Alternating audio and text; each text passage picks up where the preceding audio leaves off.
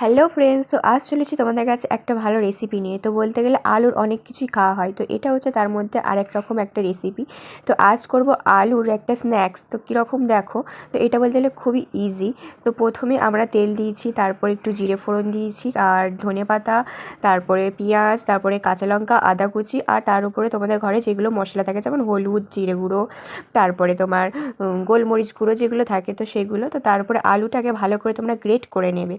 তো গ্রেট করার পর তারপরে সামান্য একটু আটা বা ময়দা দিয়ে এটাকে ভালো করে কড়াতে নেড়ে চেড়ে নেবে, নিয়ে তারপরে তেল দিয়ে এটা ভালো করে বেলে নিয়ে তারপর তোমরা তোমাদের মতো সেভ করে নিতে পারো। তো আমি এরকম সেভ করেছিলাম।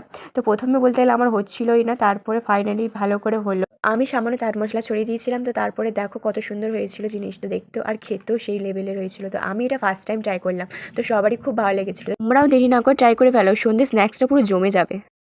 দারুণ।